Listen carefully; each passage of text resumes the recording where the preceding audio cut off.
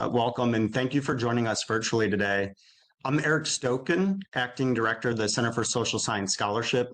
In this capacity, I have the distinct pleasure to coordinate the Social Science Forum lecture series, which includes our Constitution Day lecture. Importantly, this year marks the 25th anniversary of the Social Science Forum lecture series. In partnership with Dr. David Mitch, Professor and Chair of the Economics Department, we are compiling a brief history of the distinguished lecture series, and we will make this content available within the next few weeks at CS3. It is a fascinating history that includes lectures by Nobel Prize laureates, public officials, and world-renowned scholars from across the social sciences, including some here from UMBC. This is our first lecture of the semester, and I want to thank Jared DeMarinis, Maryland State's election administrator, for his important work and for joining us today.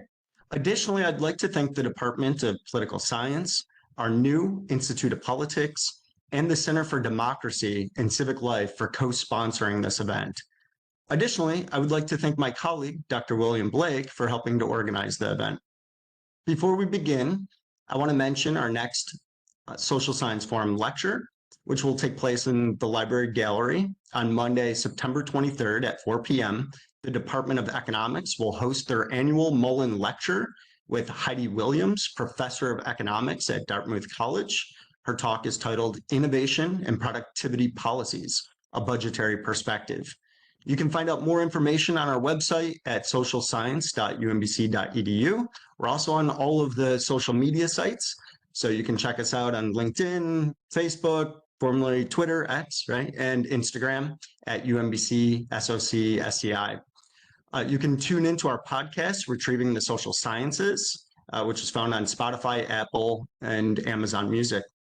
With that, thank you again for being here today. I will now turn things over to Dr. William Blake, Associate Professor in the Department of Political Science, who will introduce our speaker. Thank you, Dr. Stokan. It is my pleasure to introduce our speaker today for Constitution and Citizenship Day.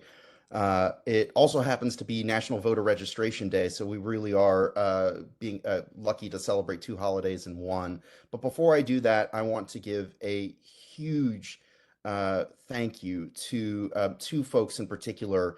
We woke up this morning expecting this event to be in person, and to move it from in-person to online required a ton of help. And so I am eternally grateful to Amy Barnes, who's the program coordinator for CS3, and to Hamza Kokar, who is the program management specialist in political science. Thank you to both of you.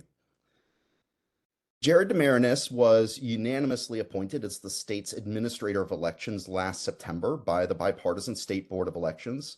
Previously, he served 18 years as the director of candidacy and campaign finance. In that position, he took a proactive approach to election administration and campaign finance, making Maryland a model state for the use of new technology by campaigns, campaign disclosure, and enforcement. If you've been receiving text messages from your preferred candidate of choice recently asking you to text a small dollar donation, Jared's work in Maryland made Maryland the first state to allow those kinds of donations. Obviously, that has become a lot more common in the intervening years. Mr. DeMarinis has served as an international election observer in Estonia, North Macedonia, and Armenia. He's been published in the New York Times. He's written a book on the history of the Electoral College in Maryland, a subject very near and dear to my heart. And he's presented at national conferences on important election issues, including deepfakes, regulating online campaign ads, and the enforcement of campaign finance laws. Jared DeMarinis has a law degree from Rutgers School of Law, Newark, and a bachelor's degree from Villanova University, and we are extremely excited to hear from him today. So, Jared DeMarinis, take it away. Well, I just want to say thank you. Thank you for inviting me to this forum and on the 25th anniversary as well. So I feel very fortunate to be a part of it, and to do it on Constitution Day and National Voter Registration Day. These are two things that I like a lot. So it's great that they're together for this this lecture series here. Just wanted to introduce myself here. Yeah, I am the state administrator of elections. The State Board of Elections basically is the one that's in charge of putting on elections throughout Maryland. We are fortunate that it is a centralized state. So wherever you are in the state of Maryland, you're using the same voting equipment, the same rules apply. There is no, just changes between counties. So if you go to other states, because every voter registration deadlines, requirements are all different in the 50 states for our presidential election. So while the general election is universal across the United States, the actual conduct, machines, voting methods are all different throughout it. But in Maryland, we're a centralized state, and which is, I think, the better of the models here, because it creates consistency and it gives uniformity for its citizens. We set the policy, and then we work with the 24 local boards of elections in implementing that policy. They then help us right now recruit all the election judges that we're looking for, and train them for us on the use of the equipment here. So we're less than 49 days left in this election here. I actually have it. It's 48 days, 19 hours, 52 minutes, and seconds. I have that on my clock, my perpetual countdown clock to Election Day. But don't kid yourself that you think that Election Day is the be-all, end-all. In fact, if you're a college student and you want to get a mail-in ballot, most likely, if you have already signed up for it, you will be getting your mail-in ballot starting the 23rd. So Election Day for me really starts on Friday, because on Friday the 20th, we're going to send out web-delivered ballots to our military and overseas voters and to our domestic Marylanders. And then they're going to also start beginning out the mail ballots to them as well. So voting is going to take place in Maryland at the end of this month, and you'll probably start seeing drop boxes throughout the counties and in convenient locations, because we're deploying them right now as well. So that's kind of the overall arching stuff here, but I can also talk to you about the Electoral College and everything else, because I wrote a book about it. And then we'll get into the question and answers. Before we get into that, I just want to give a little plug for any of the historians out there. You know how you have the New Jersey plan was, the creation of the Senate, and then the Virginia plan was the creation of the House of Representatives, because they were like bigger and everything else. And then you had the Connecticut Compromise and everything else. Well, no one really talks about how the Electoral College came about. I started to do some research about it. And in fact, there was a convention before the convention, the Constitutional Convention that created our great democracy. And it was in Annapolis. And they were, here during an election time. Annapolis, the city of Annapolis, elected its mayor and council via Electoral College method. And the Maryland State Senate was always, for a long period of time, was elected as through Electoral College. They were here, the founding fathers, witnessing those elections.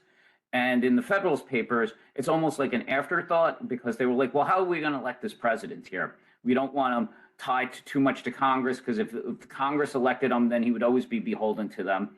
So they divide this, but they didn't want to give it directly to the masses, because then popular vote and the lack of communication, you would have, they were fearing like a demigod because of what was going on in France. So they didn't want mob rule or anything like that. So they decided to have this this system where the state legislatures would then select electors and have this kind of like the electors would then be more of like this educated class and everything else. And in one of the papers, Alexander Hamilton kind of wrote, well, it's been working in Maryland for X amount of years beforehand. They seem to have no problems with it. And so that's how kind of the electoral college came about, was them seeing it and witnessing it in Maryland. And funny, I kind of like make it like, because of Maryland is such the small state for colonial purposes there, that it was kind of like the Maryland plan.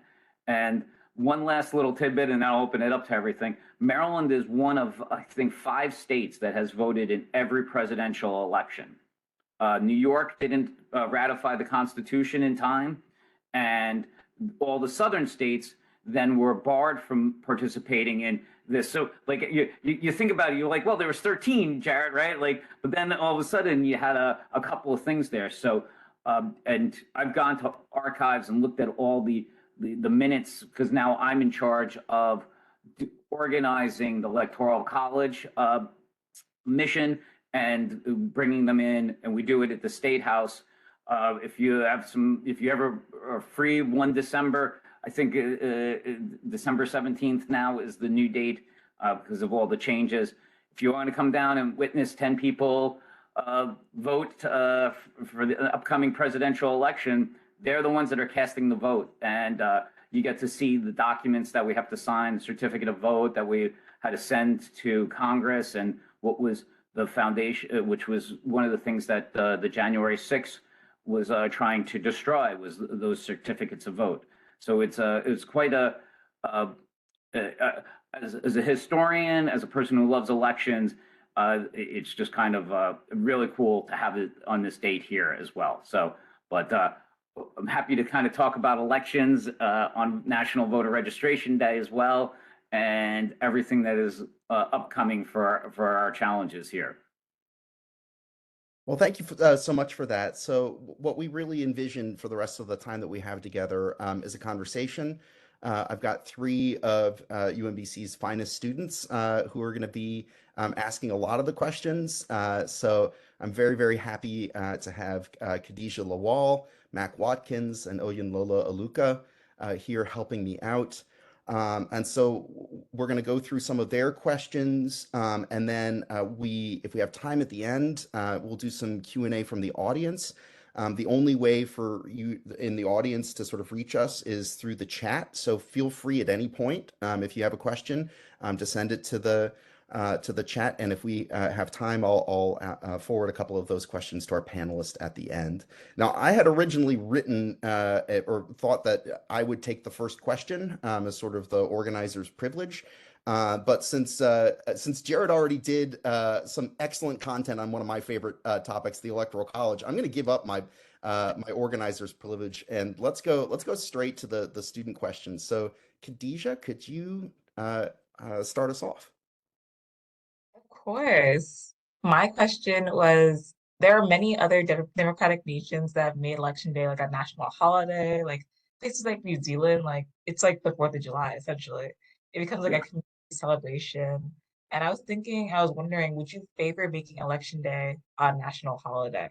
What are your thoughts on that? Yes, I mean, one of the things is that that's why I like going to overseas elections and seeing different models and how they do their democracies. But yes, I think that Election Day as a national holiday would be great. I know that schools are off. That's why we can use them for polling places a lot. But yes, anything to help increase participation, I think, and elevate its status is important. And right now, the way we've been doing that is not necessarily through, we can't get the national holiday, but we've been expanding methods, right? So we've had early voting now that you can participate in, and a robust mail-in ballot program as well. But I am in favor of a national holiday. All right, Okay. Mac. Thank you. So my question for you is, I'm sure, as you may have seen last week, Taylor Swift encouraged people to register to vote by posting on Instagram and provided a link to vote.org. How many people usually register to vote in Maryland in mid-September, and are we seeing a different pattern this year? So we are seeing after the debate, more people did register than a normal day. But whether it's Taylor Swift, the debate, my social media outreach, which is fantastic, check it out. But there was a little bit of a bump. But you know what? The biggest thing is the use of social media. And when Meta starts doing their voter registration kickoffs, like, how people are always like, I'm registered, are you registered? We start seeing a lot more uptick with that because it's much more personal. And so, that's why there has been this National Voter Registration Day, which, there's been a lot of, I would say, there'll be an uptick from this. September is voter registration month, so we've been kind of doing more outreach there. And you had on Sunday was Democracy Day, so you had a lot of pieces there. So I think that September now is getting a little bit more play. And I think historically, my background is also in campaigns. After Labor Day, people start more shifting towards the upcoming election. And when I was there, like when you had just election day, it was like the October surprise, and people then really were like waiting until October to kind of like get the big hits or anything like that. But like I said, we're going to start voting in the state of Maryland basically by this weekend, and and mail-in voting. So there's been, I would say, a couple of seminal elections in our lifetime. 16 for disinformation, but 20 was more for how do you conduct an election, remotely. But it gave a lot of people more of the idea of a different method, which was mail-in voting. And 22 and 24 are like the new data points, and I think we're seeing a shift in the electorate and how their voting methods are going, what they prefer. Maryland has a very robust mail-in ballot program that, as a state that is not officially a mail-in ballot state, we are one of the bigger ones here because of a permanent mail-in ballot list that we have. In the primary election, 40% of the people that voted basically voted by mail. And so, I think now what you're seeing now is campaigns, activity, voter registration drives, everything now is shifting more towards September. And because getting your ballot early, making your choices, all that is, you have more people that are voting by mail and having live ballots in their hands and can make decisions and cast that ballot. So that long answer there is like, yes, but it started to shift a lot into September. Great. Lola? Thank you so much for your responses. My question pertains to how much time does your office spend responding to citizens' concerns that are based on misinformation about how elections are conducted? That's a great question. And I think that kind of like was our biggest fear right now, which is misinformation. So election administration in the past was more passive, right? Like it was there, but not seen, right? Like we would give out, they would give out information about voter registration deadlines. Here's some forms, and count the ballots, right? But it was the campaigns, it was the participants out there that was really driving information and reaching out to voters. Disinformation now has not just attacked the campaigns, but has attacked the fiber in which our democracy is based upon. It has attacked like the integrity of my office. It has attacked the certification process. It has attacked election results. All this now is basically making it so that you can't govern because, as a person who's gone overseas to see an election here, right? When you don't accept the results, then everything that government tries to do in the opposition's mind is viewed as illegitimate. And they have a difficult time passing laws or that, oh, those laws don't apply to me because of everything else. So it all comes back down to the foundation, which is the election and ensuring that the electoral process is, I would say, accepted. And right now, with disinformation, it is attacked that. And one of the things that we've done, or I've done, is been very proactive in this by making more outreach, being more transparent, being open about the process, making sure that they understand that everything is verified, that there's election security about it.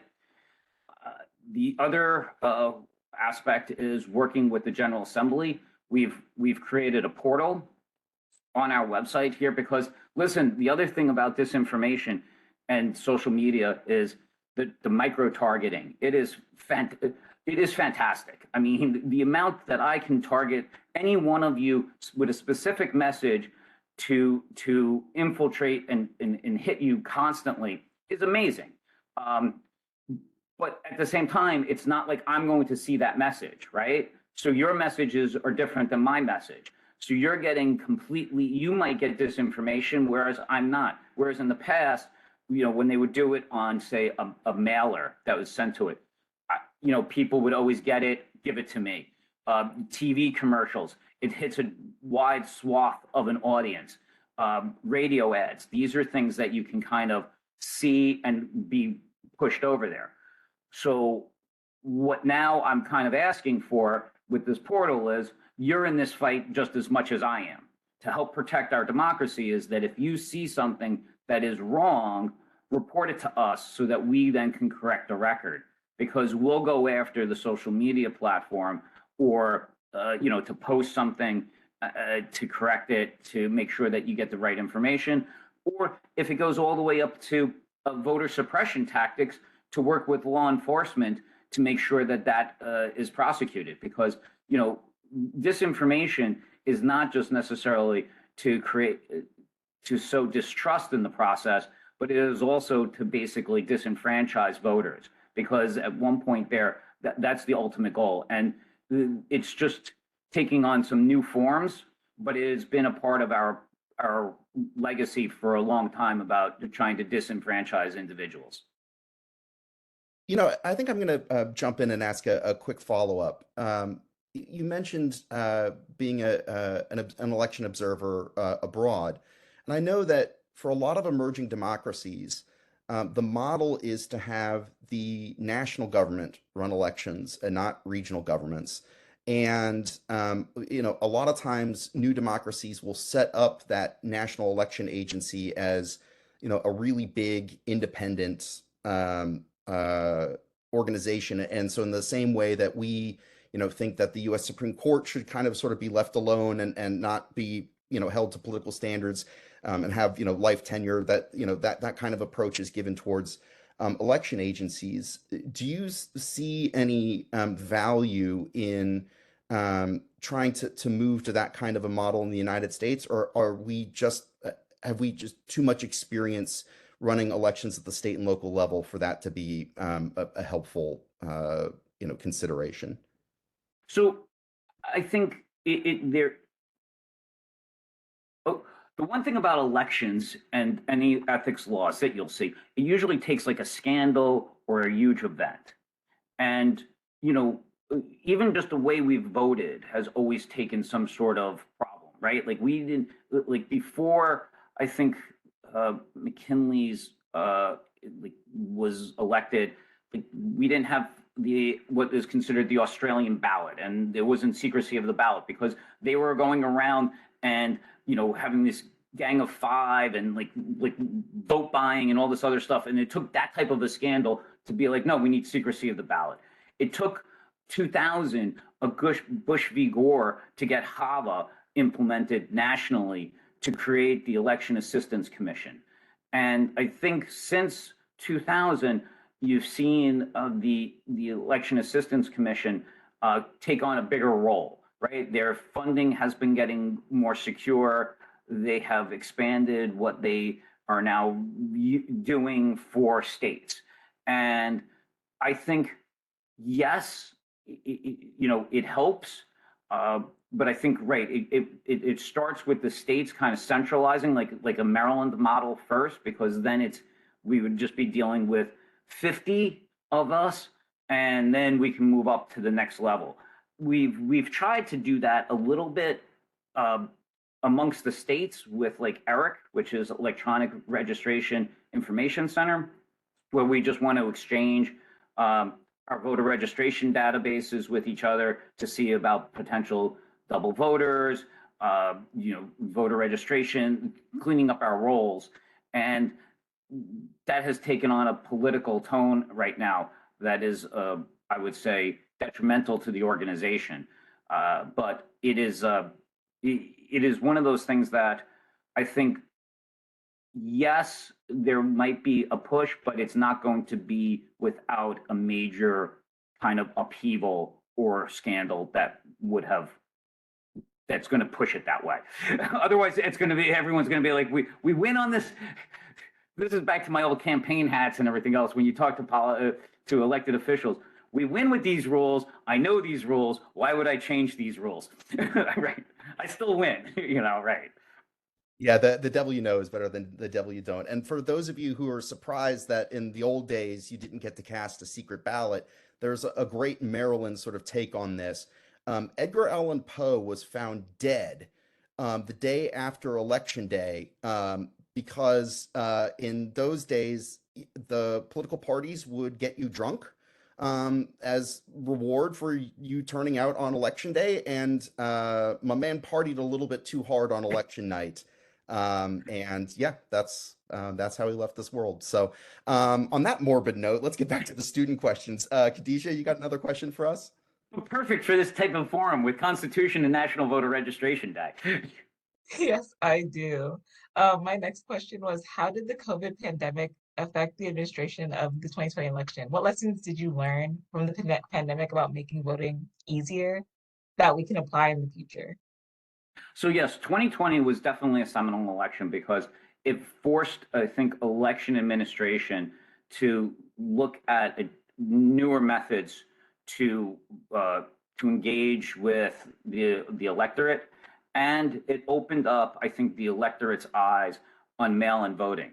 So prior to 2020, mail-in voting was basically referred to as absentee voting, right? And was about 5 to 6% of the turnout, with 95% being divided between election day and early voting.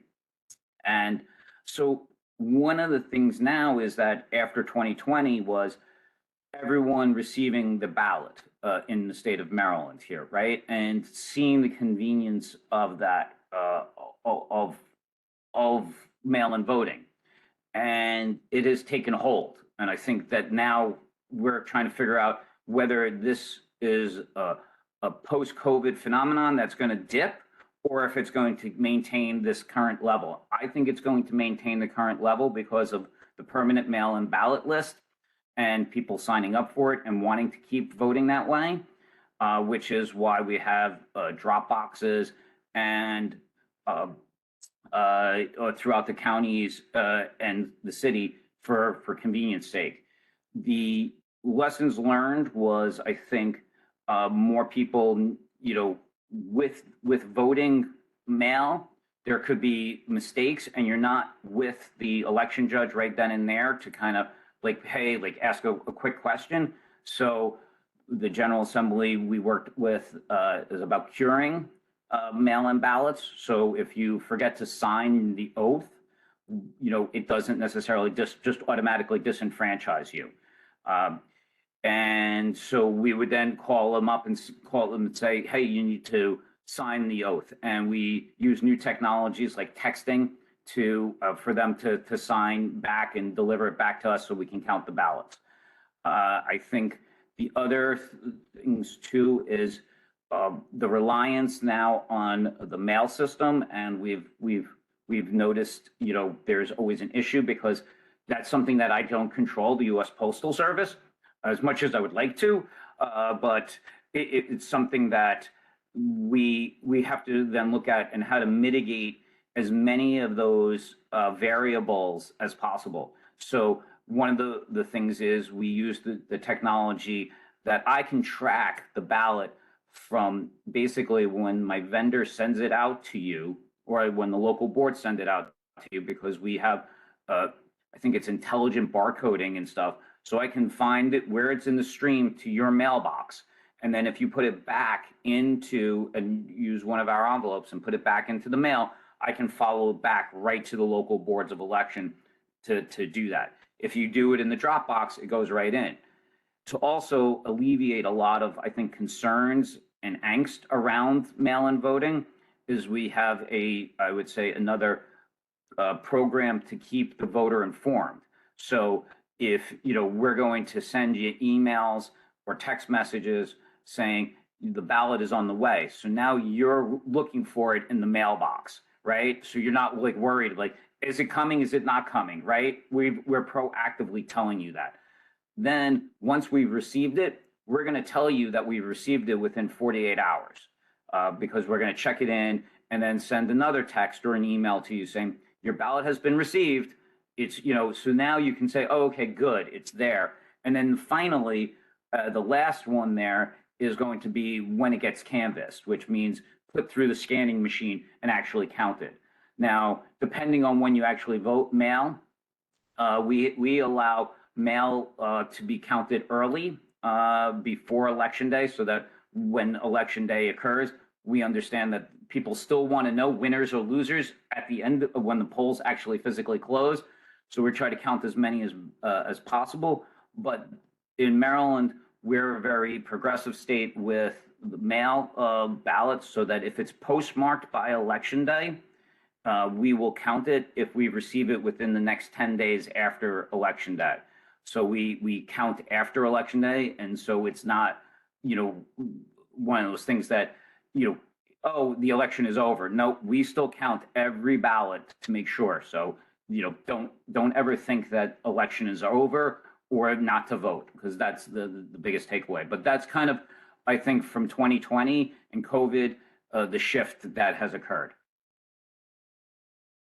Mac? So my next question for you is, to what extent do cybersecurity threats affect your plans for administering elections? I think that goes back to the disinformation portion of things here. Right, so 16 was another major election, because I think 16, prior to 16, Americans always thought we were invulnerable. Like, it was kind of like almost like this idea that nothing attacked us. It was, almost like, the rest of the world has election interference, but no one has ever interfered with us. 16 burst that bubble in a major way. And, Maryland was actually a targeted state by Russian interference in that election. The threat is now perpetually there, right? We have more bad foreign actors than ever before. And we also have domestic foreign actors. So domestic actors, bad actors as well, in this process here.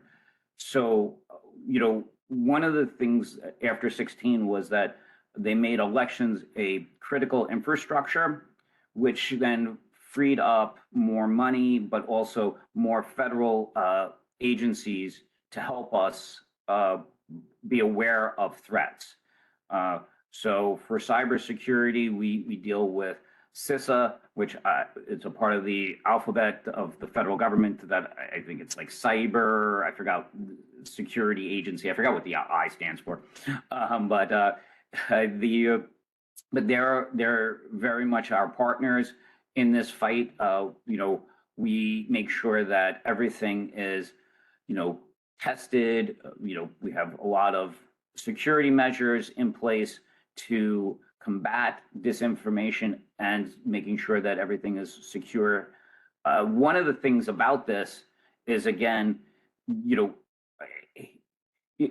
we're an open and transparent agency, but at the same time, we have to be vigilant about cyber attacks as well as physical attacks on us as well. And, other agencies that deal with those threats, the DOD and, the DOJ, like they're very much very tight and organized. And we can't operate like that, because if we were that closed, it would have an impact on the voting process. So it's a delicate balance between being open and transparent and inviting the public in, and at the same time making sure that everything is safe and secure. So yeah, that's kind of where we're at, but it is constantly being monitored and going forward with it. And these things, these cybersecurity and threats to us are taking on new forms. I'm not sure if you saw, but there are other people right now that are getting texting scams in there that are, playing on people's fears that they're not registered to vote, saying urgent, you're not registered according to public roles. And then it's kind of like a very short URL there, but it looks like a government one there. It's not. We had to put out press statements on that front there to make sure that people are not clicking on those links and to report that information to us. Lola? Thank you. On a little bit more positive note, recently, chief election officers in Kentucky and Michigan have organized competitions to design the I voted stickers that is handed out on election day. Is it possible for something like that to start occurring in Maryland? Yes, definitely. I like that. I like more civic participation and more ideas about it. I'll have one for the 26th election, and we can go through it and take a look at it and see what we have for that. I always like to see how people do those I voted stickers and what wins and how people view voting as well. So it's always great. But yeah, I definitely like that idea, and we'll be interested in kind of doing something for 2026. Maybe we can start with Chip the Retriever. I mean, Exactly. who can say no to voting to that face? So, Hey, I'm not sure. Did you see my social? Did you see my X and my Instagram today? yes. My dog Chewbacca was showing off some little election wear there. He's a Terrier Chihuahua mix. So Excellent. Jared, you mentioned earlier that on the list of important elections, one of them was 2000, because afterwards Congress enacted the Help American Vote Act, which appropriated a lot of money from the federal government to the states to help sort of streamline and improve their election technologies. I know that Maryland is more of a centralized state, so you probably didn't have to deal with the municipality by municipality variation in election technology. But how important was that law in making your job a little bit easier in subsequent elections?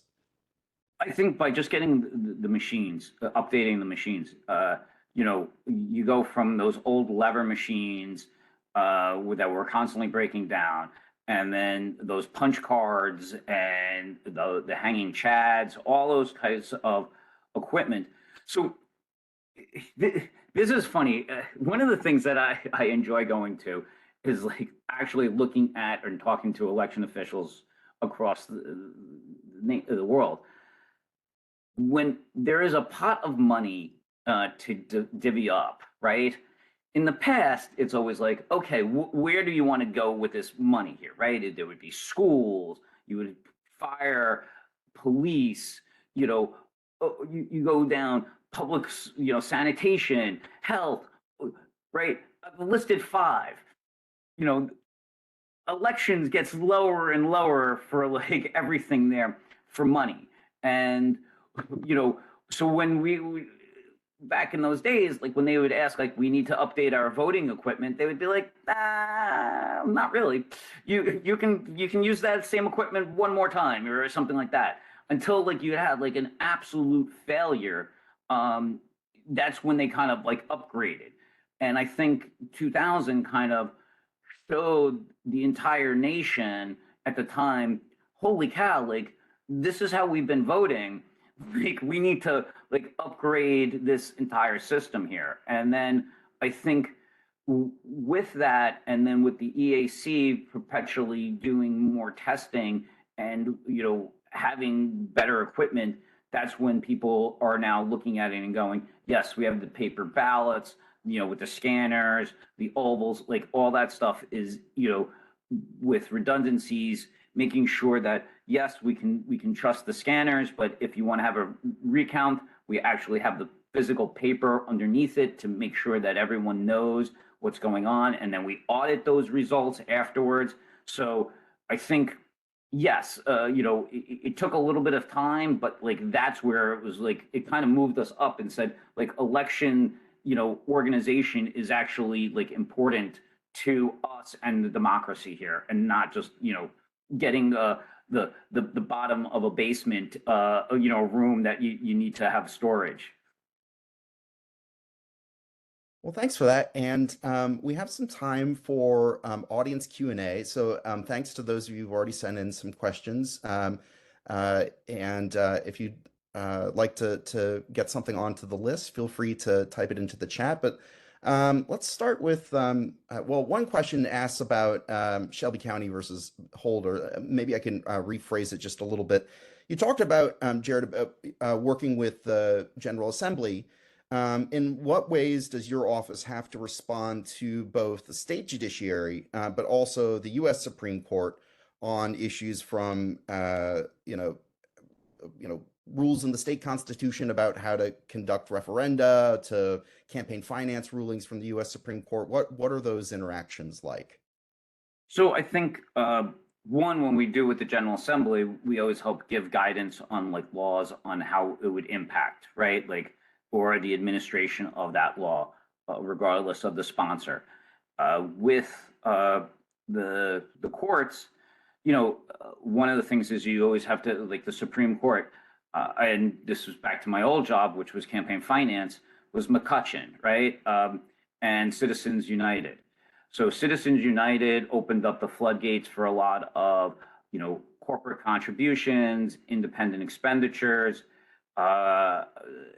and McCutcheon then got rid of the cumulative aggregate limits for contributions, because Maryland had on the books that you couldn't give more than I think $24,000 in the aggregate to all candidates, and McCutcheon kind of blew that, said that was unconstitutional. So when we get those opinions, we have to then issue guidances immediately and say, like, this law is unconstitutional and unenforceable. It's on the books, but we're not going to enforce it because of this court decision here.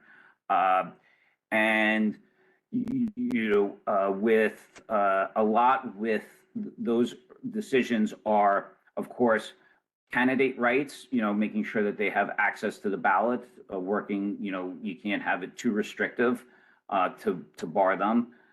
Making sure that petitions with the state judiciary and the state Supreme Court now, they have a lot of opinions on what constitutes a signature, verification of petition efforts.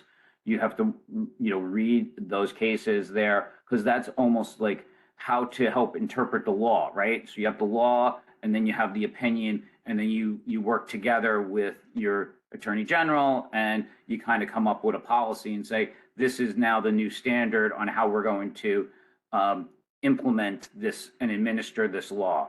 And so you use all those tools there, and that's why it's I think Maryland's a good model here, because once we kind of come up with the policy at the state level, that's when we then give it out to all the locals to help administer it.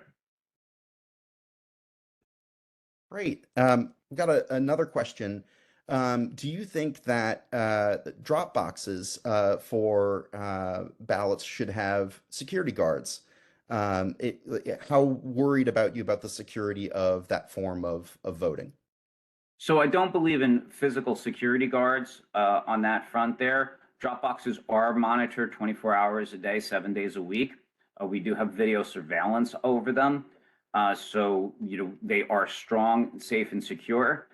But I think when you have people, right next to it, there might be a chilling factor to it. But, if people want to watch and be next to a drop box. It is their right to do that. To be there. There's nothing that prohibits that in the law. But but the only thing is that you can't electioneer kind of close to a drop box, because people should be able to cast their ballot in peace. But I have no fear on the security of those drop boxes because of the video monitoring. And then we've got a question in here that can you talk a little bit about the rules in Maryland for what happens to candidates who might drop out after ballots have been printed? I know that's the question specifically talks about Robert F. Kennedy Jr., but I know that this is probably an ongoing issue for local, state, and federal officials in Maryland elections. So, I mean, one of the things is we always see that with our presidential primary as well, right? Because we have to we select the candidates way early, and by the time they roll around, candidates have usually dropped out by then across. But there is a withdrawal deadline for candidates to remove themselves from the ballot. If they don't, if they pass that deadline, then they are on the ballot, regardless of their public announcement, because so there's a couple of different things here. There's always the public announcement of candidates, right? Like sometimes a candidate announces like, I'm going to seek this office, and they have not filed a certificate of candidacy. That puts you like legally on the ballot. And if and then candidates also publicly announce that they've withdrawn, but they're still going to remain on the ballot because they missed the deadline, and the legal machinations on that front. Because at this point here, elections, while you're just seeing the tip of the iceberg, on the back end there, printing of a ballot does take a lot of time here. So I just want to put this in context here.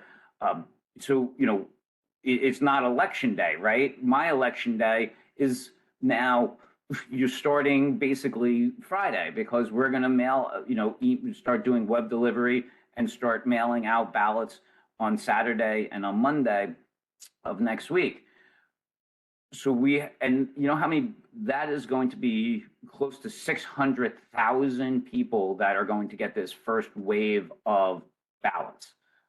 It's a little, it's it's under that, but I mean, that's how many ballots that have to be printed. So then you start backing it out and you go, okay, well, you have to print that. You have to make sure that the ballot is certified. It is on the website. And so all of a sudden you're in September or so, so it's not like something where a candidate can drop out, say in October, and say, I'm withdrawing from the race. That's great, but you're still going to be going forward on our ballot, and those votes will count because they're on the ballot. Dr. Stokan, I know you had a question. Yeah, well, thank you. This has really been fascinating. Thinking about all the students that we have here today, I imagine some of them might be interested in sort of going into, maybe political office or serving in an administrative capacity.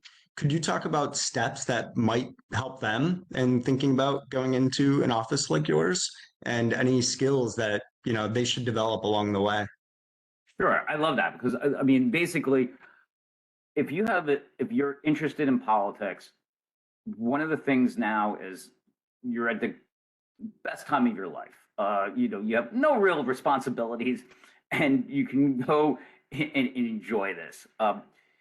I've done campaigns; they were fantastic. I would recommend, finding one and joining a campaign. You get to see and all parts of your state or other states that you've had to work on. If you join a presidential campaign, you get to travel state to state. You kind of, and it's a unique job that I would say that information, it really teaches you, one, crisis management and meeting deadlines, because there is no tomorrow after election day.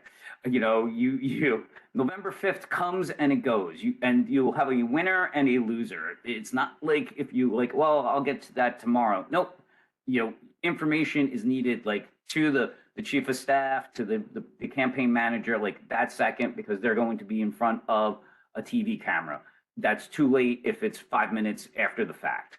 And the other thing too is like, well, maybe I don't want to do a campaign. Then you can become an election judge and get to see a little bit of the work that we go on here. Our recruitment of election judges, I always want to get more younger people to become election judges.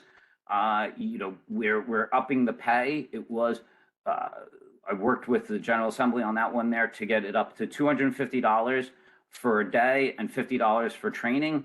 Some counties can go up. This is the floor, not the ceiling. And if you become a returning judge, we then have a $100 bonus on top of that as well. But you know, I think one of the things is that you have to have a passion or a love, because it's not something that it's for the faint of heart. Elections are getting stronger and stronger here, and you have to enjoy.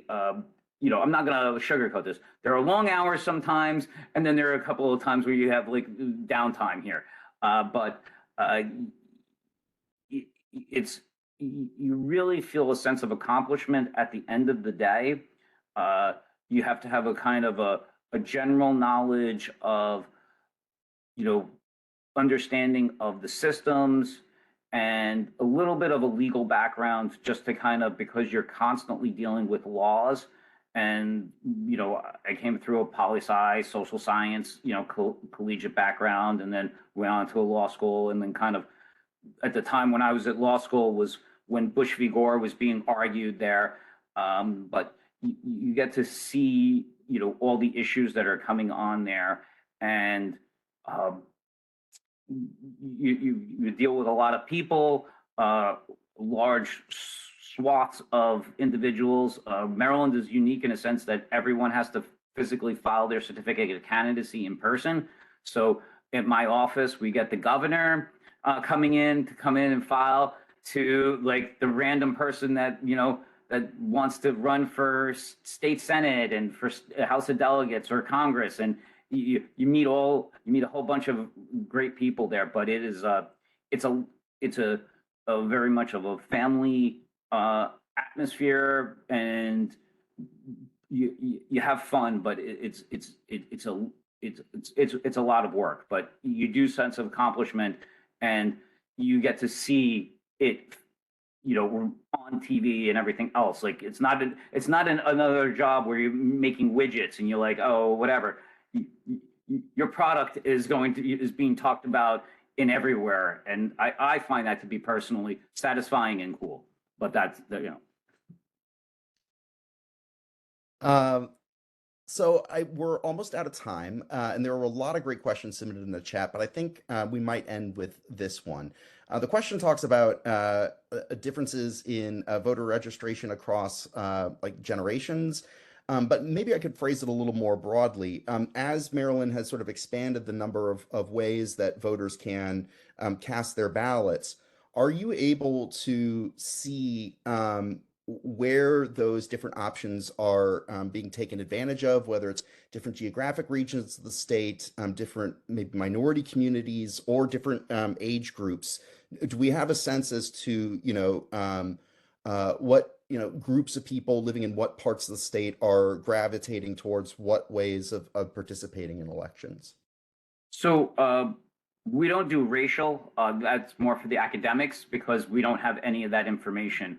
I always love to see those types of reports from the academics. So I would look forward to seeing if you guys would do that report on that.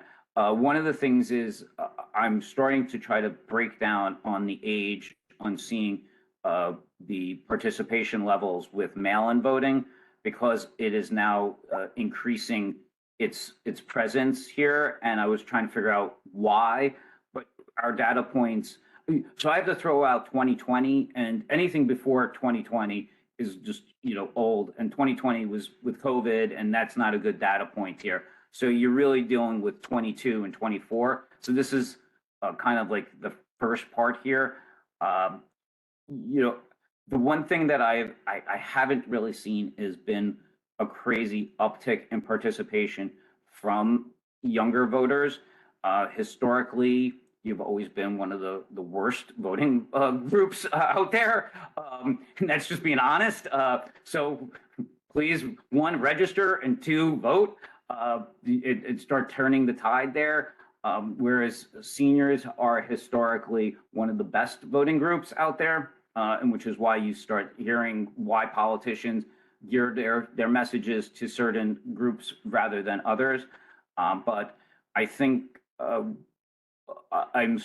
wanted to start to see how mail-in voting and the popularity of it and the convenience of it is going to affect it. And I'm starting to look at some of the age breakdowns of it as well, but I can't really, it's too early to really make generalizations on that front there.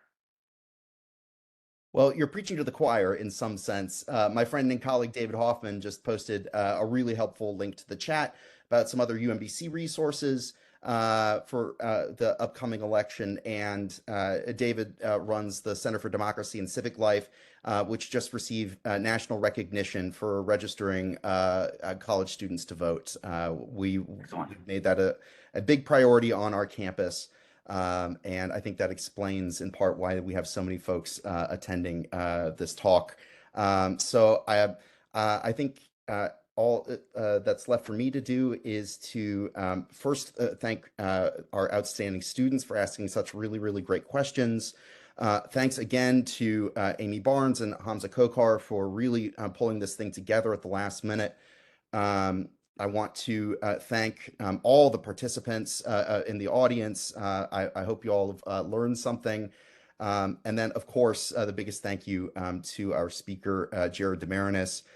Thank you for making time in a busy season of a busy election year and on a particularly important day of National Voter Registration Day. So thank you all for coming, and we look forward to seeing you at other CS3 events later this semester. Thank you. And please, if you have any questions about information, always go to the trusted source. And that's me or the State Board of Elections. You can follow me on social media and the State Board on social media as well. You can always have your questions on there. And right now you can see my dog too, doing some nice election wear that he's posting on Instagram. So, yes, so I appreciate that. And I just want to say thank you again for inviting me on this day. I do really appreciate that. It was great. Great. Thanks. Thank you, Jared. Thank you.